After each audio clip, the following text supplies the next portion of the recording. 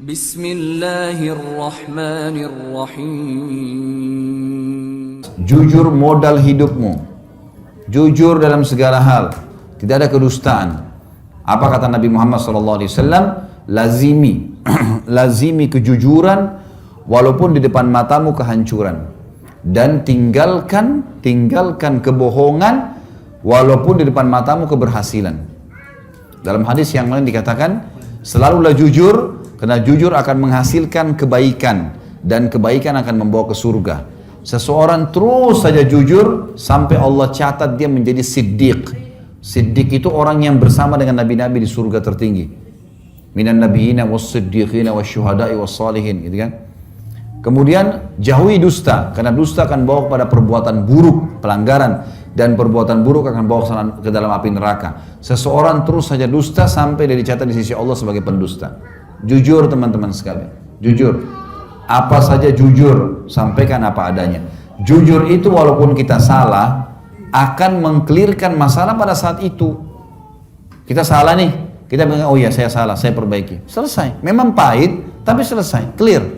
Daripada kita dusta, besok ditanya dusta lagi, lusa dusta lagi, dusta datangin saudaranya dusta yang lain, dosa dari dosa ke dosa, jadi masalah. Dan sekecil apapun dosa akan ada konsekuensi pembersihan, harus hati-hati. Hati-hati. Jangan pernah mengkhayal teman-teman buat dosa lalu tidak dihukum sama Allah, nggak bisa. Ada kucing lewat, kita tendang kucing itu. Kita anggap kucing itu tidak akan melawan, nggak bisa. Satu waktu ingat Tuhan kita dan Tuhan kucing itu sama. Allah akan hukum kita. Tiba-tiba kita jalan, sepatunya baru, jalannya rata, keseleo, kelipat kakinya keseleo, tidak ada sebab, 2 minggu sakit, akibat menendang kucing yang 1 menit tadi. Bahaya sekali. Orang berzina 1 jam di hotel, dia pikir tidak ada masalah. Teman-teman sekalian, 1 jam itu demi Allah akan dibalas oleh Allah nanti. Dibalas oleh Allah. Bisa kena penyakit setahun, 2 tahun, gara-gara berzina tadi 1 jam. Harus hati-hati. Jangan dianggap orang buat dosa tidak ada masalah gitu. Jadi harus teman-teman sekalian jujur, clearkan masalah. Dan ada satu hal saya mau berbagi di sini kiat teman-teman. Kalau seandainya kita melakukan satu perbuatan baik, kalau ditanya jawab.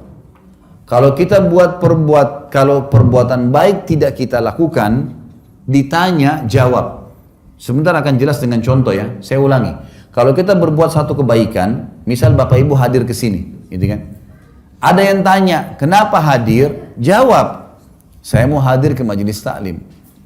Mau kemana? Kita mau ke masjid. Saya mau sholat. Jawab. Karena jawaban terhadap pertanyaan itu penting. Kalau orang sudah lempar pertanyaan, butuh jawaban. Perbuatan baik kita kerjakan, ditanya, jawab kenapa. Kalau perbuatan baik tidak kita kerjakan dan ditanya, jawab. Misal, kita musafir nih.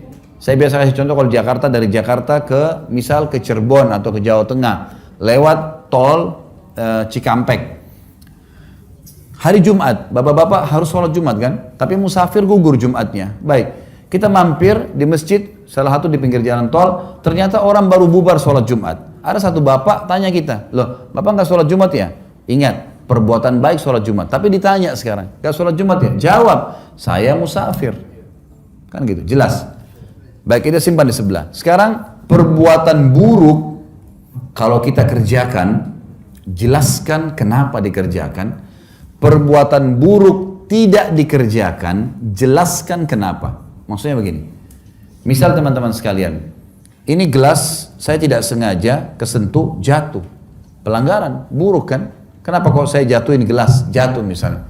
Saya pinjam mobil teman, tabrak sesuatu. Kan salah ya. Perbuatan salah. Baik, kalau kita melakukan satu perbuatan salah, jangan diam, jelaskan. Memberikan penjelasan terhadap perbuatan kita. Maaf ya, saya salah. Tapi tadi saya tidak sengaja kesentuh, jatuh. Menjelaskan kenapa, mengkelirkan masalah di dalam dirinya orang itu.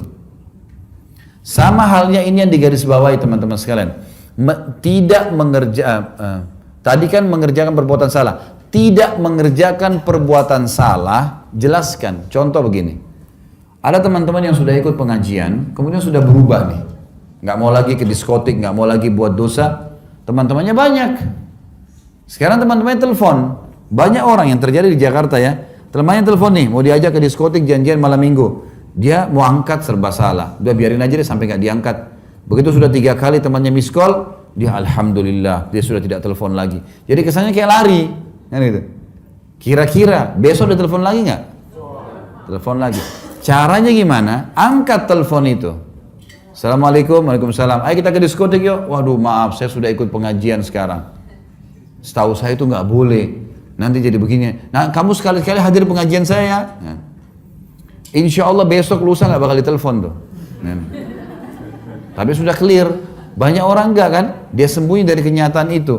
Maka harus hati-hati teman-teman sekalian. Jadi difahami poin seperti itu.